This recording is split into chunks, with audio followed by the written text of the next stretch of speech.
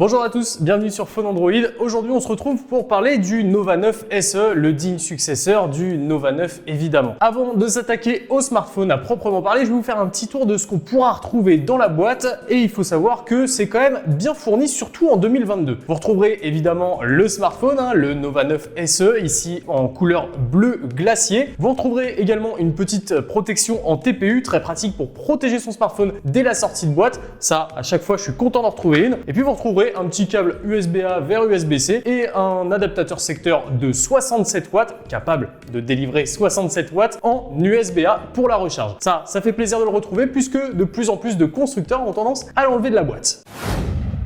Bon, on va faire un petit tour du propriétaire et là vous allez le voir, ça va aller très rapidement. Sur la face avant, on retrouve un grand écran de 6,78 pouces. Au-dessus, on retrouvera le tiroir à carte SIM, un micro pour la réduction de bruit. Sur le dessous de l'appareil, on retrouvera le port USB-C pour la recharge, un haut-parleur et un micro, évidemment, pour pouvoir passer des appels. Et pour terminer, il y a juste sur la tranche droite où on retrouvera les boutons de volume, plus et moins, et le bouton de déverrouillage qui fera office de capteur d'empreinte digitale. À l'arrière, comme je vous le disais, coloris bleu glacier avec des reflets holographiques. Profitez-en, c'est un beau design et c'est à peu près la seule chose vraiment intéressante sur ce smartphone. On retrouve les codes habituels de chez Huawei avec la forme ovoïdale du triple module photo. Voilà, grosso modo, c'est à peu près tout ce qu'on retrouvera d'intéressant dans l'absolu sur le design à citer dans cette vidéo. Je vous propose qu'on parle un peu plus précisément de cet écran maintenant. C'est un écran TFT LCD en Full HD+. Full HD+, pas exactement, parce que pour être exact, il faudrait 12 pixels en plus pour que ce soit le cas. On est là sur une résolution de 2388 par 1080. Bon, et dans l'absolu, il fonctionne bien. C'est un écran LCD, mais qui aura des couleurs assez vives sans être trop saturé, des contrastes qui sont assez présents. Il fonctionnera bien pour une utilisation générale sans être trop précis non plus. D'ailleurs, c'est un des points faibles puisque à ce prix-là, et vous comprendrez quand je vous dirai le prix un peu plus tard, on pourrait retrouver très facilement des écrans OLED de sensiblement la même taille. C'est le cas par exemple sur un Realme Note 11 Pro qui a l'avantage déjà de proposer un écran en OLED, mais en plus de ça, capable de se rafraîchir à 120 Hz, tandis qu'ici, on sera limité à 90. Très rapidement, on va faire un petit point côté audio. Vous aurez seulement un seul haut-parleur ici qui sera situé sur le bas de l'appareil. C'est pas ce qu'il y a de mieux pour retranscrire de l'audio quand vous regardez une vidéo. Donc, comme vous l'avez compris, un seul haut-parleur, pas de stéréo. Évidemment, vous pourrez toujours brancher un casque via le port USB-C ou via la norme Bluetooth qui est ici en 5.0 afin de profiter d'un meilleur contenu. À l'intérieur, on retrouvera un Snapdragon 680. Alors, si comme ça, on pourrait se dire que c'est le digne successeur du 678, c'est pas vraiment le cas. Je pense qu'il est plus proche d'un 665. Ce Snapdragon 680 sera ici épaulé par 8 Go de RAM et le moins qu'on puisse dire, c'est que les résultats font pas rêver. Pour vous donner une petite idée, en single core sur Geekbench 5, on pourra retrouver un score de 386 et en multicore 1712 points, ce qui le place d'ailleurs en dessous d'un Poco F1. Smartphone qui commence à dater, mine de rien. Bon, évidemment, la faible puissance de l'ensemble se ressent à l'utilisation. Ralentissement, petit freeze de l'écran, difficulté quand vous avez des jeux qui sont un peu gourmands. Dans l'absolu, c'est pas un smartphone que je recommanderais aux plus gamers d'entre vous. Après, si c'est pour du multitâche un peu plus standard et que vous n'avez pas de gros besoins au niveau du smartphone, c'est vrai qu'il pourra facilement répondre à vos attentes. Pour lui donner quelques chances au niveau du gaming, j'ai essayé de télécharger Asphalt 9, Call of Duty Mobile ou encore Genshin Impact, les jeux standards qu'on a l'habitude de tester sur la chaîne. Le problème, c'est que ce smartphone est dénué du Play Store puisque Huawei est un peu en difficulté avec les Google Mobile Services. Du coup, impossible de trouver une version qui fonctionne et qui arrive à se connecter au serveur par exemple de Call of Duty Mobile. Le seul qu'on a pu tester ici, c'était Asphalt 9 et comme je vous l'ai dit précédemment, les petits freezes, les petits ralentissements, c'était un peu le quotidien de ce smartphone. Côté stockage, on aura le droit ici qu'à 128 Go, impossible d'étendre le stockage puisque le tiroir à carte SIM ne permettra que d'y installer 2 cartes SIM.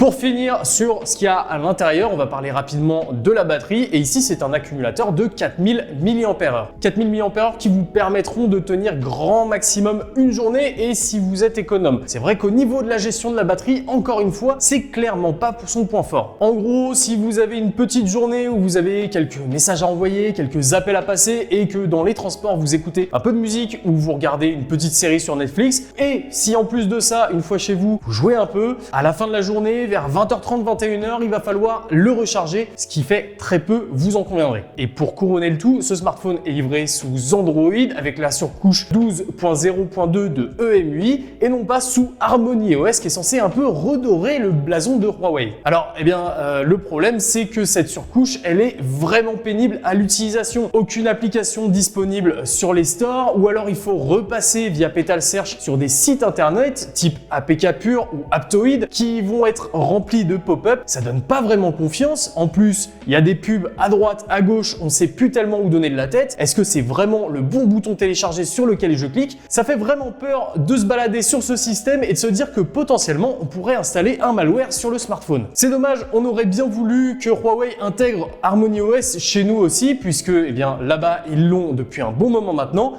Sur cette version-là, encore une fois, il faudra faire l'impasse. En plus de ça, le smartphone au premier allumage est rempli de bloatware, TikTok, Bingo Live, Snapchat et encore plein d'autres applications qui sont installées par le constructeur. Ça fait beaucoup de choses. C'est bien qu'on a l'impression d'être dans un fourre-tout d'applications que le constructeur a mis, avec lequel il a des accords commerciaux et c'est un vrai bordel. On retrouve même une dizaine de jeux dont personne n'a jamais entendu parler et qui vont dès le premier allumage être désinstallés. C'est très dommage. Côté connectivité, si le Nova 9 SE fonctionnera très bien pour passer des appels, la réduction de bruit fonctionne très bien, le micro retranscrira bien votre voix, après ça se limite à peu près à ça. On ne retrouvera pas de Wi-Fi 6, on sera limité au Wi-Fi 5, on ne retrouvera pas de Bluetooth 5.1 ni 5.2 et l'USB Type C qui pourtant pourrait permettre de gros débits est ici limité en norme USB 2.0. Vous l'aurez compris, encore un point faible pour ce Nova 9 SE. On se demande vraiment ce que Huawei a essayé de faire avec ça.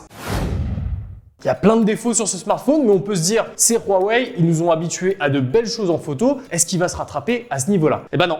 Malheureusement, le triple module photo n'arrivera pas à séduire non plus. Alors triple module photo plus capteur de profondeur de 2 millions de pixels, mais ici du coup on retrouvera un premier objectif, le grand angle de 108 millions de pixels, complété par un ultra grand angle, lui de 8 millions de pixels, et un objectif macro de 2 millions de pixels, qui comme d'habitude sur des smartphones restera tout à fait anecdotique. Alors le 108 millions de pixels, si vous avez une luminosité excellente, proposera de jolies photos, mais très vite on se retrouve avec un ajout de grains numériques horrible dans les basses lumières et une gestion des hautes lumières qui sera assez difficile pour le smartphone. Si vous avez un ciel nuageux et lumineux, vous vous retrouverez très vite avec un grand panneau blanc à la place du ciel. Alors ça, c'est en mode standard et si vous mettez ce capteur en mode 108 millions de pixels, ce sera à peu près la même chose, sauf que si vous zoomez, vous pourrez zoomer plus loin et voir un peu mieux le grain. Ça, c'est sympa. Ah, et autre chose, l'autofocus aura tendance à faire des siennes, à pomper en avant et en arrière, à vous offrir des clichés flous, donc c'est très difficile d'avoir quelque chose de précis avec ce capteur 108 millions de pixels. On pourrait espérer du grand angle qui vienne redorer un peu le blason de tout ça, ce sera pas le cas non plus. On retrouve les mêmes problèmes, si ce n'est que l'autofocus sera un peu plus performant, mais malheureusement on retrouvera pas mal de distorsions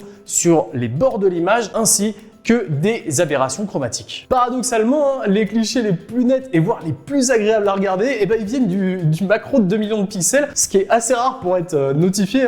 Généralement, c'est un capteur qu'on met au rebut, et là pourtant, finalement, c'est celui qui offre la meilleure expérience une fois qu'on a pris la photo. Comme quoi, vous le voyez, ce smartphone, s'il a de Huawei le nom, il n'en a en rien la composition, et malheureusement, au niveau de la photo, c'est pas celui qu'il faudra prendre. Bon, et puis pour terminer sur la partie photo, à l'avant, on retrouvera un capteur selfie de 16 millions de pixels qui prendra des bons autoportraits. Rien de bien fou, mais rien de très mauvais non plus. Et pour ceux qui espèrent peut-être faire de la vidéo avec ce smartphone, sachez qu'il se limite à de la 1080p à 30 fps.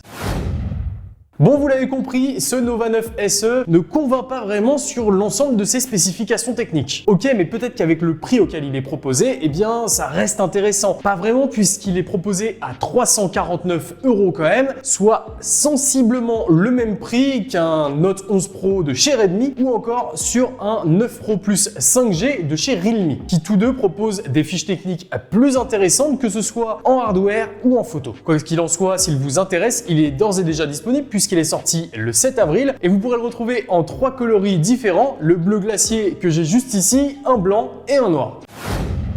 Bon, vous l'aurez compris, le Nova 9 SE de Huawei n'est pas le smartphone le plus convaincant de l'année, voire l'un des plus décevants. Le rapport qualité-prix n'y est pas, les performances et les qualités des photos ne sont pas au rendez-vous non plus, c'est très loin de ce à quoi Huawei nous a habitués malheureusement, si bien qu'on se demande pourquoi Huawei vend ce smartphone, à qui il est destiné. Quoi qu'il en soit, si vous voulez en savoir plus, voir les benches en précision, on vous met tout ça sur l'article qui est disponible en description de cette vidéo. On vous invite évidemment à vous abonner et activer la cloche pour ne pas louper les prochains tests qui arriveront sur la chaîne. Et si celui-ci vous a plu, n'hésitez pas à lui laisser un petit like. C'était Nacrium pour Phone Android.